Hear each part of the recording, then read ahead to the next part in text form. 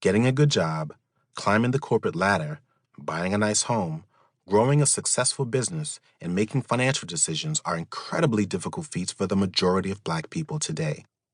There are different qualitative variables that require us to do emotional calculus while others perform basic arithmetic. This calculus has a tremendous effect on our decision-making process, mental health, risk tolerance, family, and ultimately financial life.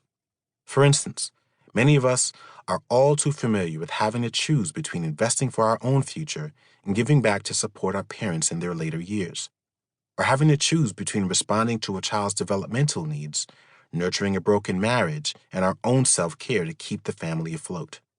And on top of it all, we earn less than our white peers for doing the same work, we're less likely to be promoted, and we have to deal with a constant slew of microaggressions in predominantly white workplaces.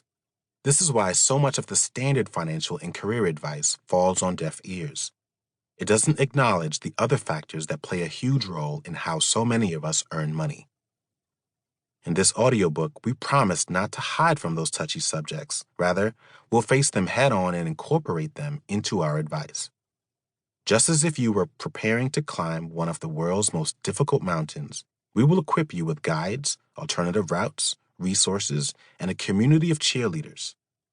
This requires us to do more than just tell you what to do. We need to share our experience and the experiences of others whom we've met along the way.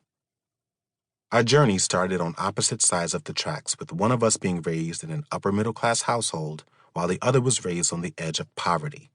And though we met at the beginning of our professional heights, we were both ill-equipped to navigate managing money, relationships, and our careers at the time. In fact, our very first conversation about money led to our first argument and ultimately a breakup. But rather than roll over in defeat, we found the will to overcome our differences and vowed to never allow conflicts about money to keep us apart. While learning about managing debt, investing, and entrepreneurship, we explored our respective pasts to understand how we'd come so far, yet knew so little about how to properly manage money. And over time, as our lives became more intertwined, we found our rhythm. At our peak, we saved 70% of our income in a single year.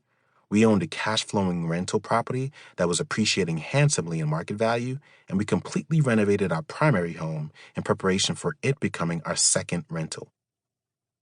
We even went so far as to pay off the mortgage on that home on Kiersten's birthday in 2017.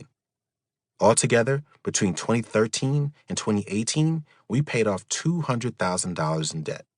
We were obsessed with debt payoff and wealth building, having completely immersed ourselves in the personal finance community, churning through books, podcasts, documentaries, articles, and blogs. If it had anything to do with money, we were on top of it. Occasionally, we even attended in-person events to gain access to a network of other wealth builders around the country. We were able to support our friends who started business ventures and help people in need. And we did it without sacrificing our own financial stability.